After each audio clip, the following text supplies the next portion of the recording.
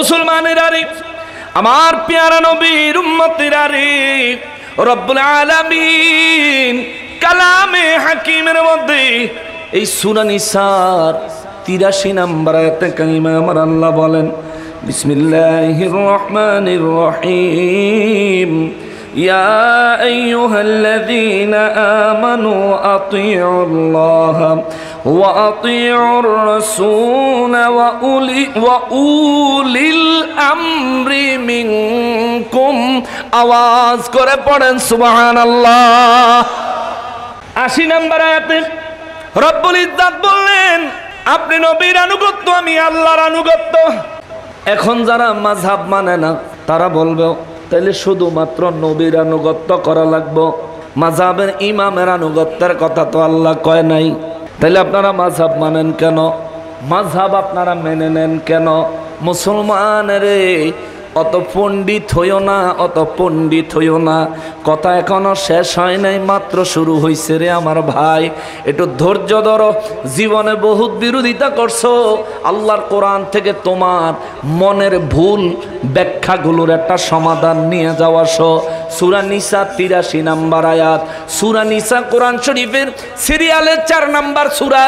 এই সূরা নিসা ৮৩ নম্বর আয়াতে আমার রব্বুল ইজ্জত কয়, ইয়া আইয়ুহাল্লাযীনা আমানু, ও ঈমানদারের দলেরা রে, আতিউল্লাহ, তোমরা আমি আল্লাহর আনুগত্য করো, ওয়া আতিউর রাসূলা, এবং তোমরা আমার রাসূলের আনুগত্য করো, ওয়া উলিল আমরি মিনকুম, তোমাদের মধ্যে যারা ইসলামী শরীয়তের জ্ঞানে অতিমাত্রায় জ্ঞানী বিশেষজ্ঞ, আল্লাহ কয় তোমরা তাদের আনুগত্য করো। জোরে কোন সুবহানাল্লাহ। কিও সূরা নিসা দিয়ে আস্তে আস্তে মাযহাবের ইমামগো দিকে যাইতেছে, ঠিক কিনা বলে? ভাই তুমি কোথায় আছো? মাযহাব মানো না। আরে কেডা কইছে তুমি মাযহাব মানো না?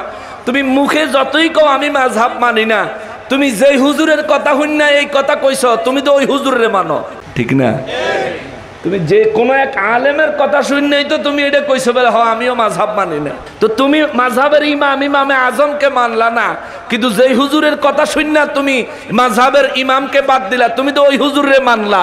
তো তোমার এই হুজুরের তেনে ইমামে আজম আবু হানিফা রাহমাতুল্লাহ আলাইহিকে মানা কি মন্দ না ভালো? এটা কি মন্দ হয় না ভালো হয়? এটুক বুঝো না ভাই, এটা বুঝতে হবে। রব্বুল আলামিন অনেকে কয় মাযহাবের কথা কোরআন হাদিসও নাই। আয় হায় হায়, ব্যাক করলে কয় কি রে, বিকুবি কয় কি কোরআন হাদিস বলে নাই? খোলো সূরা নিসার ৮৩ নম্বর আয়াতে কারিমা খুলে দেখো।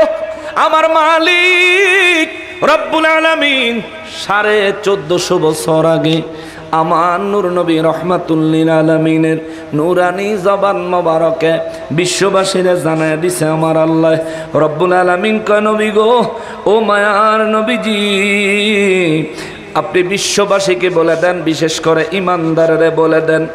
৩টা কথা কইছে। ১ নম্বরে ইয়া আইয়ুহাল্লাযীনা আমানু, ও ইমানদারেরা রে, ও বাবা বুঝে থাকলে জবাব দেন, আপনাদের ঈমান আছেনি? এত দুর্বল ঈমান আছেনি? এই আওয়াজে মানি না ঈমান আছেনি? আমরা কি ঈমানদার না বেঈমান? আমরা কি কাফের না মুমিন? জোরে বলেন, আরো জোরে বলেন। মুসলমান রে, যেহেতু আমরা ঈমানদার, তাইলে আল্লাহর হুকুম মানা আমাদের জন্য কি ফরজ না নফল? জোরে জোরে কি?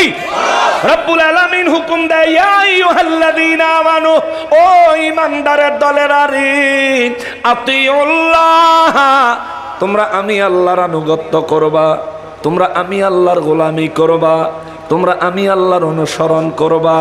তাইলে আল্লাহর অনুসরণ জানি কোনটা? ৮০ নম্বর আয়াতে আল্লাহ কয়, মাইয়ুতির রাসূলা, রাসূলের আনুগত্য যে করে, ফাকাদ আতা আল্লাহ, আল্লাহর আনুগত্য তার হয়ে যায়। তাইলে আল্লাহ যে বললেন মাইয়ুতির রাসূলা, মাইয়ুতি, আল্লাহ যে এখানে বললেন আতিউল্লাহ, তোমরা আমি আল্লাহর আনুগত্য করো, তার মানে বোঝা যায় হাকিকতে আল্লাহর আনুগত্যের মানে হলো নবীর আনুগত্য করা। কথা বলেন ঠিক কিনা? এইটা যদি রব্বুল ইজ্জাতের এই বক্তব্য থেকে বুঝতে না পারেন আল্লাহ আরো সহজ করে দিছে। নিজের কথা কইয়া ওই 80 নম্বর আয়াতে আগে নবীর কথা কইয়া পরে আল্লাহ নিজের কথা কইছে। 83 নম্বর আয়াতে আল্লাহ আগে নিজের কথা বইলা তারপরে আল্লাহ বলেন ওয়া আতিউর রাসূল, এবং আমার রসুলের আনুগত্য করবা। 80 নম্বর আয়াতে আল্লাহ আগে রসুলের কথা পরে আল্লাহর কথা।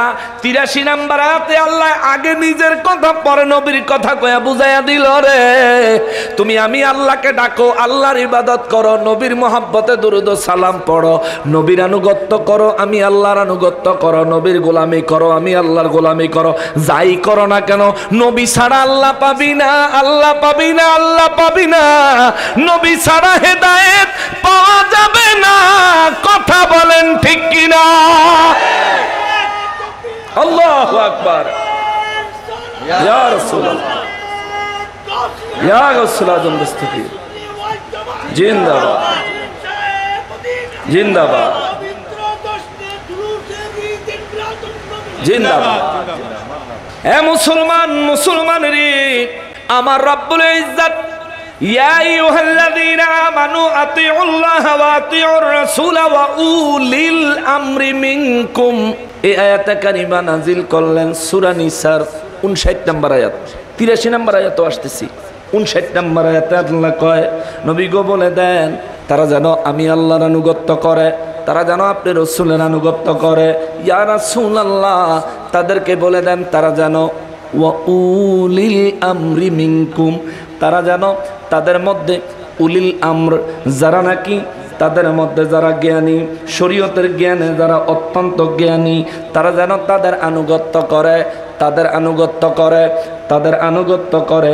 এবার শরীয়তের জ্ঞানে কারা জ্ঞানী তাদের কথা যদি আমরা একটু তালাশ করি, আমার নূর নবী রহমাতুল লিল আলামিনের সাহাবী হযরতে আনাস রাদিয়াল্লাহু তাআলা আনহু বলেন, আমার নবী রহমাতুল লিল আলামিনের নুরানি জবান মোবারকে শুনেছি নবী আমার বলেছেন, আমার আল্লাহ বলেছেন আমরা যেন উলিল আমর ইসলামী শরীয়তের জ্ঞানে অধিক জ্ঞানী, গবেষক, বড় আলিম, আমরা যেন তাদের আনুগত্য করি।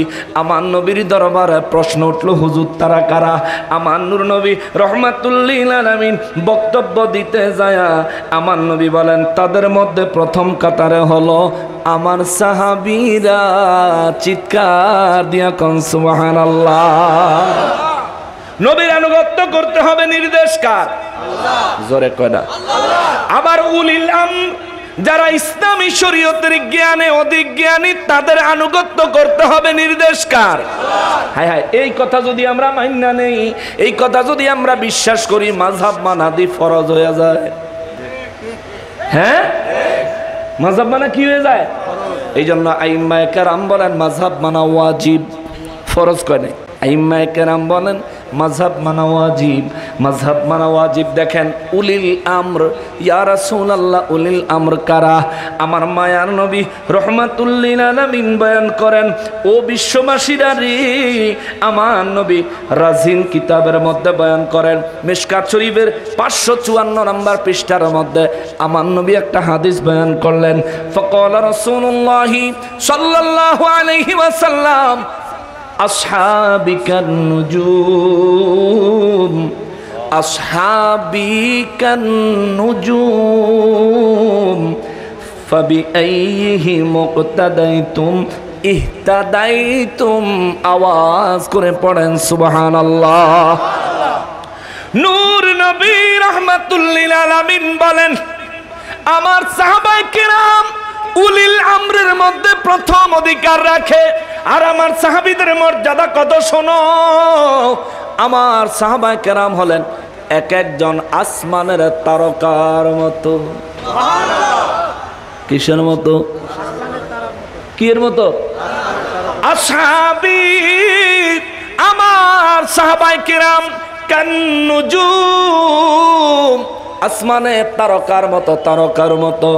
এখন আপনারা বলবেন হুজুর আসমানের তারকার সাথে উলিল আমরের সম্পর্কটা বুঝলাম না। আমার নূর নবী রহমাতুল লিল আলামিন বলেন উম্মতেরা রে, ও বাবা মনোযোগ, একটু মনোযোগ দেন রে বাবা, এটা ইলমি কথা, এটা ইলমি কথা। গল্প কাহিনীর মতো বয়ান না, এটা ইলমি কথা। যদি মনোযোগ থাকে বুঝবেন, ঈমান মজবুত হবে ইনশাআল্লাহ। আমার নূর নবী রাহমাতুল লিল আলামিন সাহাবায়ে কেরামদেরকে আসমানের তারকা কেন বললেন? পরের লাইনটা বলি, তারপর ব্যাখ্যাটা করি।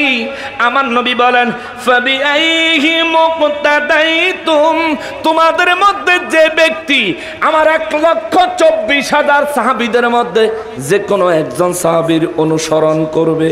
খেয়াল করেন, 1,24,000 সাহাবী, সবাইরে না, যে কোনো একজনকে যদি তোমাদেরকে অনুসরণ করেন, যে কোনো একজনের কেউ যদি আনুগত্য করো, যে কোনো একজনের কথা তোমরা যদি মেনে নাও, যে কোনো একজনের দেখানো পথ মোতাবেক তোমরা যদি সামনে আগাইয়া যাও, আমার নূর নবী বলেন, ইহতাদাইতুম, আমি নবী ঘোষণা দিলাম তুমি অবশ্যই হেদায়েত পেয়ে যাবে।